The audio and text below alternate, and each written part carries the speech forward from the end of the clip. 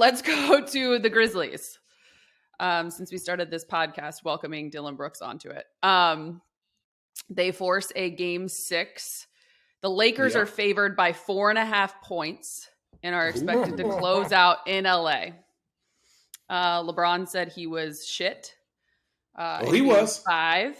And yeah, do you think that LA will wrap this up on Friday? I hope for them they do. Because if they don't, I don't see them winning this series. I'm not. It's not even LeBron.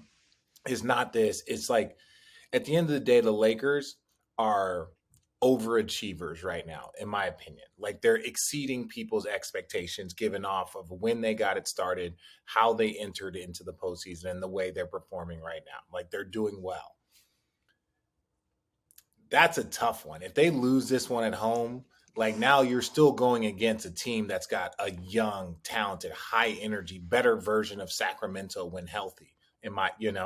Like we're talking about Sacramento as a young group of guys with a gear. Like that's what Memphis been a step above them for 2 years now. Like if it wasn't for the injuries and all that stuff, Memphis could very easily have been the number 1 seed if they would have had one of their other bigs. So I just think that you get into a real dangerous territory. You saw what happened to the Bucks. If it can happen to a great team, it can happen to a good team in the Lakers. I'm curious, is there going to be a game where Bron and AD can play exceptional? It's like Bron plays good, AD doesn't, they win. Bron plays bad, AD plays good, they lose. Bron plays okay, Rui Hachimura plays great, D'Angelo Russell has some shots, AD plays solid, they win. Like, I think either the Grizzlies are doing that, or that's just like they're mixing it up each game so that the Lakers don't get a rhythm. But I want to see both AD and Bron have a 25-plus, you go, my go, we're taking advantage of these things. Austin Reeves gets his 15. D'Angelo Russell gets his 12 to 15. Schroeder gets his, it took me everything not to call him Scrotum right there. 10 to 12, it's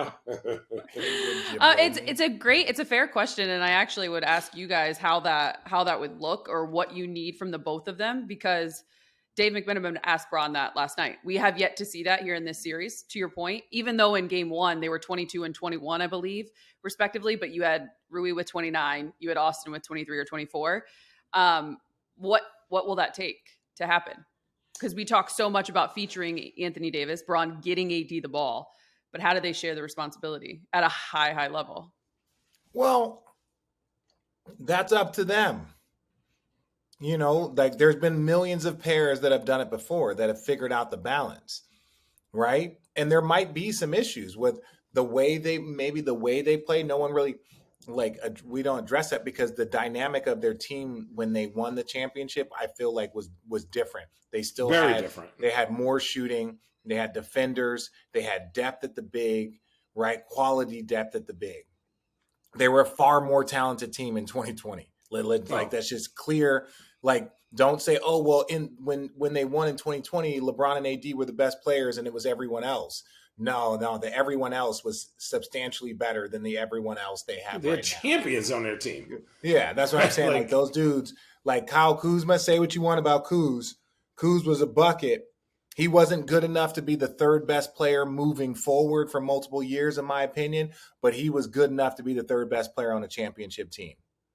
For sure. Like he wasn't afraid to go get a bucket. You need somebody that's like, swing. Okay, I'm going. Who's just unconscious. Yeah, he was like, fuck it. I got these two dudes here. I got to find a way to be aggressive through the fire, through the BS. That shit ain't easy. So I don't know. LeBron and those guys have to figure out. That's the only thing I'm going to say. They have to figure it out themselves, where it's Shaq and Kobe. It's, Joel Embiid and James Harden. It's you got like LeBron and Kyrie. You guys got to figure out what's the flow that allows you both to be successful. So LeBron and are like Kyrie and LeBron. They could both go for 40, and everyone else felt included. Channing, in that game, it wasn't like it was just them playing. Everyone felt like they contributed. Those guys carried the scoring load, but JR hit shots. Other people made plays. Like, it was a collective game led by them offensively. Yeah, I made sure you guys had your water. Richard! Yeah, we made JR! But that's what I'm saying. They got to figure it out. That's up to those two to figure out the flow that allows them. But that's not coaching. Coaching's a part of it, whether it's rotations, allowing one to come out of the game, the other one to get the rhythm, whatever, like that type of flow. But ultimately, they got to figure that shit out. Yeah.